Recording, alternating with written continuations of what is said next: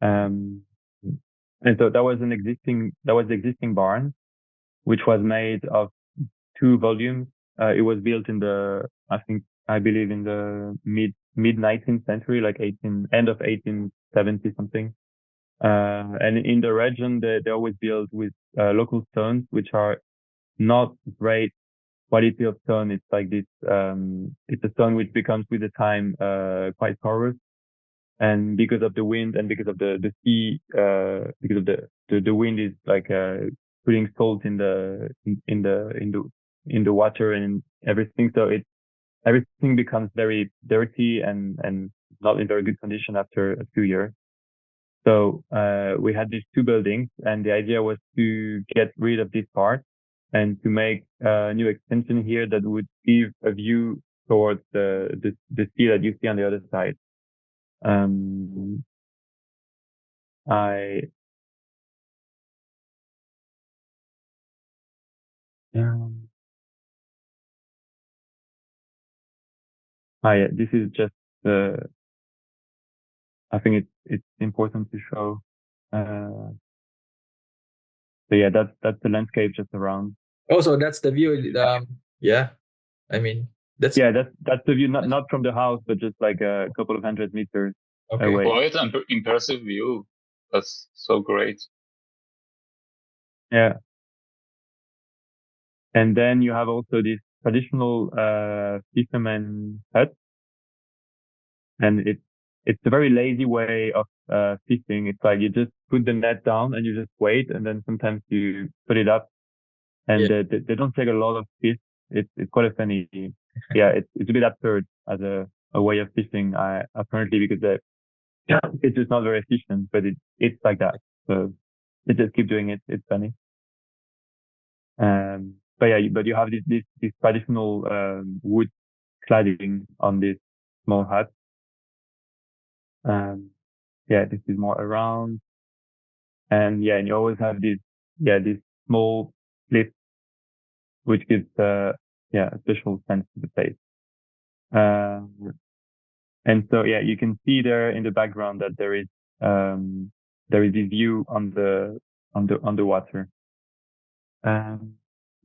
Sorry, I'm just because I didn't prepare that. I'm not sure how to start and how to not to bore you, but the landscape is really good though. I really like the landscape. Yeah. But Martin, before that, can you give us a small introduction about how this project starts, how you get this offer?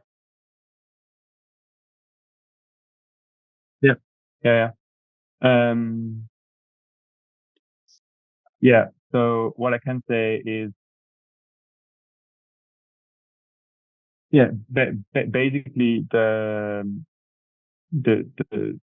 when the people bought this house, the first idea was to say, okay, this is not like the greatest house in terms of what it looks like at the moment, but we don't have a lot of money, but we want to be able to change completely the use of the house without making a lot of modifications. So I would say that the main 2 ideas were to say, okay, what we can do is to remove one of the roofs, and we can just make a new patio to be able to sense the direction where in how you move between the outside and the inside. That was I would say the first thing. And the second thing was to say, okay, we have this view on the big landscape that at the moment we don't really benefit because of the way the house was built was only linked to, like, behind the house you have a small courtyard, and this courtyard was made for like the animals to go in and go outside, and it was absolutely not linked to the landscape. It has no connection because like agricultural needs is just something at the time that was not at all something to be into consideration, to think about having a view. And today it's not about working anymore. It's like, it's about enjoying the space, and it's more like self-centered, you could say. It's a bit more selfish for like people, but nonetheless that's what you want. So we said, okay, we can do like this small extension on one side, and we're gonna try to make it as simple as possible in terms of construction to balance the cost. And so I would say the main the main topic was to do as minimum as we could in existing ones. We just had to make these new openings in the walls, which were like at the same time reinforcing the walls, because as I said before, like the half of the walls were almost like they were just like ripping apart, and then you have a bit of water going inside, and it becomes muddy inside, and it's really difficult to keep these walls in good condition. So having made all these new openings, it was giving a bit more it was making the walls becoming of having more quality. And then this new extension, we tried to, it was a combination of wood structure and concrete structure, and we tried to say, okay, we're gonna use concrete as minimum, but we're gonna use it where we need it in terms of pan. So we had this big opening, so we just make we use the concrete to achieve like a bigger pan. And on the other side, we just use wood structures because it's tight, it's easy to make. You can be more precise. Because one thing when you work with node building is like you can't really control much details, or like you can always draw something, but then there's going to be like such a big discrepancy with what you draw and what is the reality, just because the wall is, you thought it was 50, but actually it's 55, and then it's not really straight, and so it's a lot of things you can't really control. So the good thing with wood construction in new one is like it's just much more precise. And the way we thought about the new part is it's almost like a model, it's almost like just a simple assemblage of elements that you just gonna put all on each other, and it gives a bit, when you're like in the house, it's a bit didactic, it's like you can look at one specific area and you can see, okay, this is how it's built. This is just one stuck on each other. Then you can, this is one of the frames inside. And again, here it's like you completely understand what's going on, It's like there is not it's not trying to hide anything. And at the same time, it's trying to, it's not trying to hide anything, but it's also trying to give new ways to look at what already is there. So for instance, in this picture, this is one existing beam, and we had to redo the wood construction on top to have a new floor. And we put like these small pieces of wood to make the connection between the existing one and the new one. Yes. So in a way, when you do something like it's a very it's almost like acupuncture. Mm-hmm. Like you don't hide anything. Yes. And at the same time, you try to say, okay, but look at this beam. Actually, you never looked at this beam before in that way, because we just add something new. Yeah. And we also show. I love how you do that though. Like it's like an unassuming way to like go about it, and yet it has its own appeal. Yeah. And so that's the view from the link between the old part and the new part. As you can see, the concrete is not perfect, because also the concrete maker, they were not so they were not feeling so used to. I mean, it was complicated for them to do these things in these existing walls, because everything was not straight, and they were not really anticipating much, to be honest. So there is a bit this raw side of like how just things are exposed, and as you can see again here, it's about how this touches the existing one. It's a bit like an assemblage, it's a bit like a collage. And I think that what I like about the project is, in the end, it gives you lots of, every room has a very specific, atmosphere.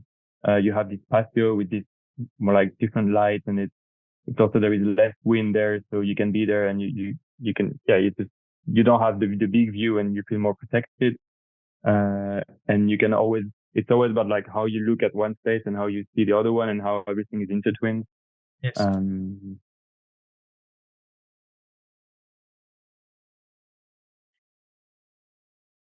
I like you seem to have framed the landscape pretty well. I mean, was that like really the intention of like when you made those windows?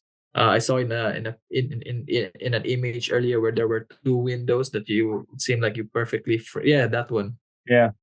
Was that really the intention? I mean, to have that visual connection to the outside. Yeah, exactly. Because this is on the first floor, and that's a space for work and to have people to sleep overnight, like in a more like just like a place where everyone. Yeah. It's not like a bedroom. It's a bit more less organized. And this is different to. Yeah, this is less open. So it's again to say every room has a different relationship to the outside because all the windows are different. Yes. Which also gives a bit, I think, it gives a bit of a funny look to the whole house.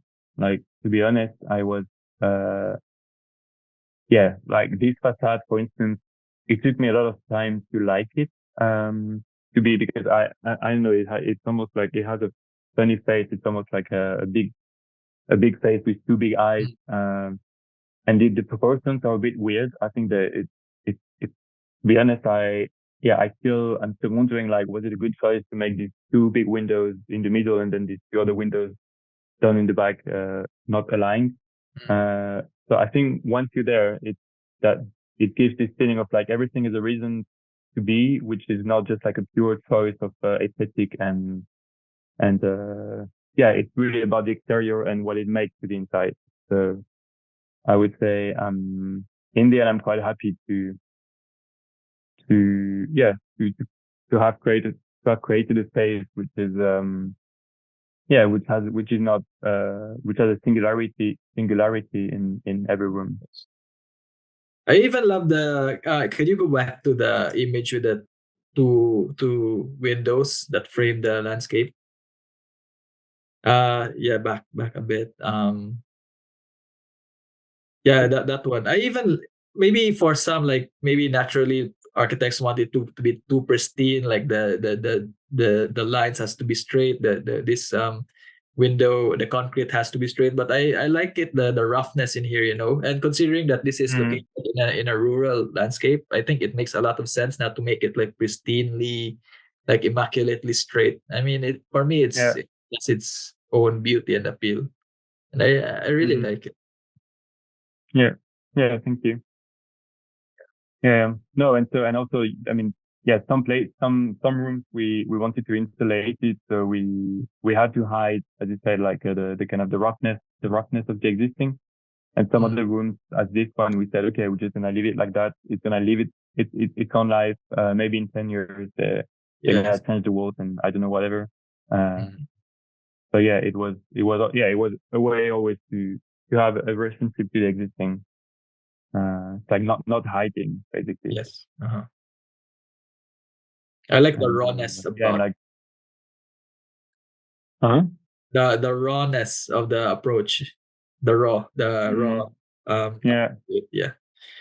Well, how hard was the trying to determine the structure though? I mean, making those window openings, do you have to like consider the structural integrity of the walls, or was it really that challenging on your part? On my part, no. To be honest, it was quite empirical. Can you say that in English? I mean, let me look for one image. No. To be honest, it was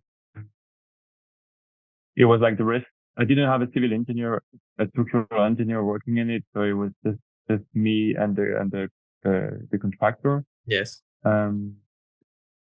And it was more like I would draw something and I would say that, okay, do you think it's doable? I mean, I knew it was doable. I said, okay, we can do it like that, and I had my my expectations in terms of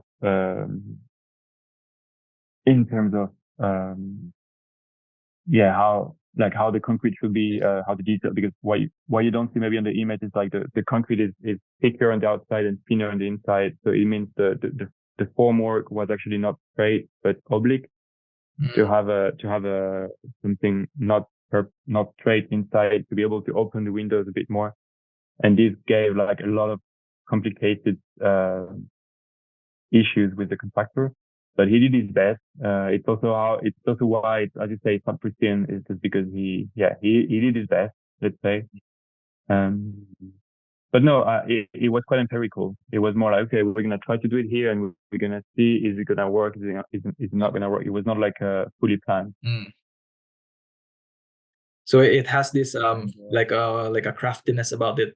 I mean, if it was me, I like doing it that way, like doing it on site. Like I have to make decisions on site. I mean, rather than follow the plan as to the dot, and then giving little for like adjustments. Yeah. What about transporting the materials there? Was it a challenge? And considering that it is quite far from the city. No. No, there were no parts of challenge about that. Yeah, also like in terms of, I mean, unfortunately, in terms of, I mean, we had to use more concrete. That's what I wanted to initially, but economically, yeah, that was we had to take lots of decisions about that as well.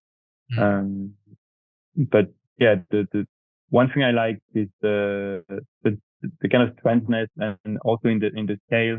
These columns are quite monumental in comparison with the size of the building, and yeah, there is something quite unusual, I think, and quite unexpected when you see these big columns, and they are just made of this formwork in cardboard. This round formwork. I don't know if you've seen that before. Oh, you mean the round columns? Yeah, the round columns. It does seem like pristinely made. I mean, it's really smooth. I even thought that it was like a steel or like a really soft wood. Or that's the most precise thing in the project. Yeah. No, yeah, I mean that's it.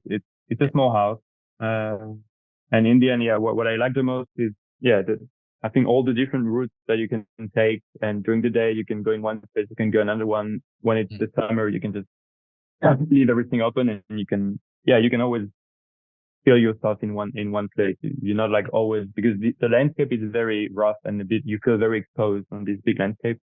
And I think it was a good challenge to be able to say we have this big view, we want to have it, but at the same time we want to.